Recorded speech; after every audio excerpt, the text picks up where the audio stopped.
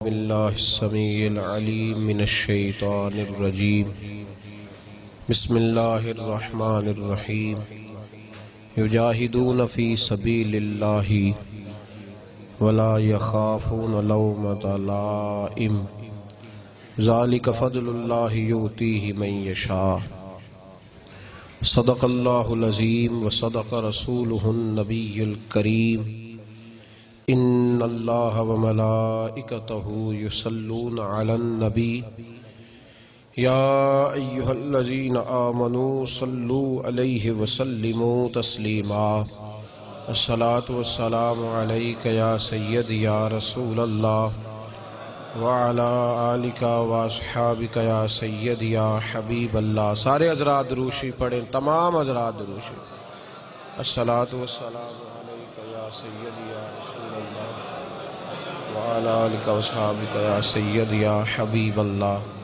اللہم صلی علی سیدنا و مولانا محمد معدن الجود والکرم وآلہ وبارک وسلم۔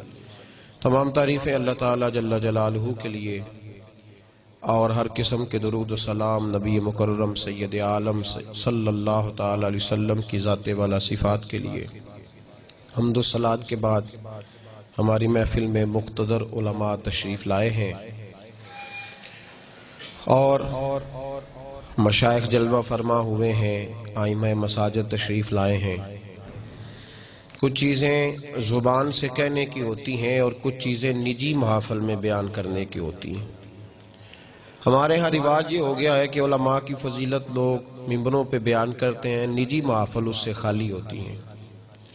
ہم یہ چاہتے ہیں کہ ہماری نجی محافل علماء کی فضیلت سے بھر جائیں۔ یہ بڑے مقتدر لوگ ہیں جو یہاں تشریف لائے ہیں۔ میں قلبی طور پہ یہ سمجھتا ہوں کہ ان حضرات کا تشریف لانا یقیناً ہمارے لیے باعث افتخار ہے۔ اللہ انہیں بہترین جزا عطا فرمائے۔ میرے بھائیوں، تحریک اصلاح معاشرہ وزیر آباد کے دوستوں نے یہ کوشش کی۔ میں میرپور کے سفر کے لیے جا رہا تھا تو رستے میں مجھے خیال آیا، مجھے کوئی ٹیلی فون ایک دو آئے، لوگوں نے ہمارے عقائد کے بارے میں ایک دو سوال پوچھے، تو میں نے اسی وقت جاتے ہوئے رستے میں فون کیا رانا صاحب کو اور دیگر دوستوں کو۔ میں نے کہا کہ یہ پروگرام رکھیں آپ اعلیٰ حضرت کے حوالے سے، ہم لوگوں کو بتا تو سکیں کہ ہمارا اصل میں عقیدہ ہے کیا، نظریہ کیا ہے، فاضل بریلوی کیا تھے۔ اعلیٰ حضرت رحمت اللہ تعالیٰ علیہ کی شخصیت پر لوگ بلا وجہ گرد ڈالنے کی کوشش کرتے ہیں، لیکن اللہ بڑا مہربان ہے، وہ جس کو عزت عطا فرماتا ہے بے حساب ہی عطا فرماتا ہے، بے حساب شان عطا فرماتا ہے۔ صرف ہمارے اندر یہ غلطی ہے میرے جیسے لوگوں میں کہ ہم اتنی محنت نہیں کرتے جتنی گرد ڈالنے والے کرتے ہیں۔ اگر تھوڑی جد و جہد کی جائے تو چہرے بڑے صاف ہو کے لوگوں کے سامنے آ جائے۔ آج کی یہ کانفرنس امام احمد رضا کانفرنس کے نام سے انعقاد پذیر ہے، اور مقصد صرف اتنا ہے کہ بتایا جائے کہ اصل میں ہمارے امام کی شخصیت ہے کیا۔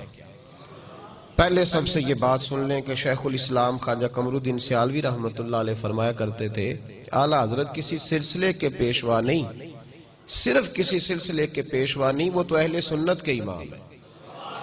تو وہ اہل سنت کے امام ہیں تو انہیں اسی زاویہ نظر سے دیکھا جانا چاہیے جو ان کی حیثیت ہے، اور وہ مجدد ہیں اپنے وقت کے، انہوں نے تجدید کی ہے دین کی، تو ان کے تجدیدی کارناموں کو دیکھا جائے گا۔ عزیز بھائی،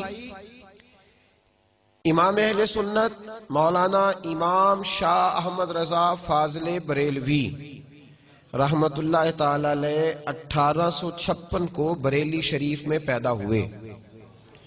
ان کے جو بڑے تھے وہ بہت بڑے بڑے عہدوں پہ فائز تھے۔ لاہور کا جو شیش محل ہے وہ اعلیٰ حضرت رحمت اللہ علیہ کے خاندان کی ملکیت رہا ہے۔ بریلی کا شہر اعلیٰ حضرت کے بڑوں نے فتح کیا تو وہیں قیام پذیر ہو گئے۔ ان کے پردادا دنیاوی عہدے چھوڑ کر ایک درویش کے ہاتھ پہ مرید ہوئے تو پھر سارا گھرانہ رسول اللہ صلی اللہ علیہ وسلم کے دیوانوں اور عاشقوں سے بھر گیا۔ 1856 میں اعلیٰ حضرت پیدا ہوئے ہیں، 1921 میں آپ نے وصال فرمایا ہے، سن ہجری کے حساب سے آپ کا 99واں عرس اس وقت منایا جا رہا ہے۔ اعلیٰ حضرت رحمت اللہ تعالیٰ علیہ نے اپنے والد گرامی سے تعلیم حاصل کی، اس دور کے مقتدر علماء کے سامنے بیٹھ کر باقاعدہ پڑھا۔ اللہ کریم کا یہ قانون ہے کہ جس بندے سے کوئی کام لینا ہوتا ہے نا، اس کی خود حفاظت فرماتا ہے۔ یہ قانون ہے اس کا۔ اللہ جسے چن لیتا ہے نا، واللہ یختص برحمتہ من یشاء، وہ جس کو چن لیتا ہے خود بخود اس کی پھر حفاظت بھی فرماتا ہے۔ تو اعلیٰ حضرت رحمت اللہ علیہ 4 سال کی عمر میں ناظرہ قرآن پاک پڑھ گئے۔ 6 سال عمر مبارک تھی جب منبر پہ بیٹھ کے رسول اللہ صلی اللہ علیہ وسلم کا میلاد پڑھنا شروع فرما دیا، اور آپ کی عمر 13 سال ہوئی جب تمام علوم سے آپ نے فراغت پائی۔ ہندوستان کے اندر مسلمانوں کا بسیرا تھا۔ ہم پاکستان بن گیا ہے، پاکستان میں آ گئے، آزاد ہیں بالکل دین پر عمل کرنے میں، لیکن ابھی بھی بہت ساری ہندوانہ رسمیں، مشرکوں کی بہت ساری باتیں یہاں لوگوں کے نظریات میں، عقائد میں، معاملات میں معاذ اللہ شامل ہیں۔ اعلیٰ حضرت رحمت اللہ تعالی علیہ ہندوؤں کے ساتھ وقت گزارتے تھے، لیکن ڈٹ کر ان کا مقابلہ فرماتے تھے۔ ان کا اصل میدان یہ تھا کہ وہ اپنے وقت کے مجدد تھے۔ دین کے حوالے سے جب بھی کوئی گرد اڑاتا تھا تو فاضل بریلوی اس کا مقابلہ فرمایا کرتے تھے، کیونکہ بہت بڑے عالم تھے، بہت بڑے عالم تھے۔ یہ علوم کی قسمیں ہوتی ہیں، علوم کی سمجھانے کے لیے صرف عرض کرتا ہوں، جس طرح ایک آدمی ناک کا اسپیشلسٹ ہوتا ہے تو وہ معدے کی دوائی نہیں دے پاتا، اور جو آدمی آرتھوپیڈک سرجن ہوتا ہے وہ آنکھوں کی دوائی نہیں دیتا۔ یہ مختلف سبجیکٹ ہوتے ہیں۔ اعلیٰ حضرت رحمت اللہ تعالیٰ علیہ 70 سے زیادہ علوم جانتے تھے، 70 سے زیادہ علوم پر ماہر تھے، اور یہ حسن عقیدت نہیں، 30 کے قریب پی ایچ ڈی کے مقالے لکھے گئے، اور دنیا کی یونیورسٹیاں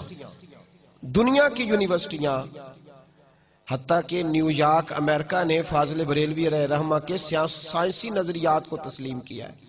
پچھلے سال ڈاکٹر عبدالقدیر خان کا مضمون روزنامہ جنگ میں چھپا تھا، پاکستان کے روزنامہ جنگ میں، آپ کے سب سے بڑے سائنسدان کا، اور ڈاکٹر عبدالقدیر خان اس نے لکھا تھا کہ میں اپنی زندگی میں جس عالم سے متاثر ہوں وہ امام احمد رضا فاضل بریلوی ہیں، اور اس نے کہا تھا وہ میری پیاس بجھاتے ہیں۔ میں جو علوم چاہتا تھا کہ مجھے قرآن و سنت کے ساتھ سائنسی علوم ملیں، وہ جب میں نے فاضل بریلوی کو پڑھا ہے تو میرے وہ پیاس میری بجھ گئی ہے، مجھے ہر چیز وہاں سے میسر آ گئی ہے۔ اعلیٰ حضرت مقابلہ فرما، ہم لوگ نا مرعوب ہو جاتے ہیں، ہم پر روب چلتا ہے، ڈاکٹر کا بھی، انجینئر کا بھی۔ لوگ فٹافٹ کہتے ہیں جی سائنس کہتی ہے، ڈاکٹر کہتے ہیں۔ ایک تازہ فتنہ ہے، یہ کچھ ملنگوں نے، کچھ صوفیاء نے، اور کچھ جاہل ادیب اور شعراء، وہ کہتے ہیں جی سارے اسی کو مانتے ہیں۔ ہمارا ایک سابقہ وزیر اعظم بھی چلا گیا ہندوؤں کی ہولی میں، اور بھی کئی لوگ جاتے ہیں ان کے ساتھ اٹھتے بیٹھتے ہیں۔ فاضل بریلوی کا پڑوس تھا ہندوؤں کے ساتھ، تو کسی شخص نے کہا کہ ہندو ہولی کے موقع پر مٹھائی بانٹتے ہیں، ہم نے اپنے علماء سے یہ سنا ہے کہ کافر کا ذبیحہ حرام ہے، تو مٹھائی کے اندر تو کوئی ایسی چیز نہیں ہوتی جو جانور ذبح کر کے ڈالی جائے۔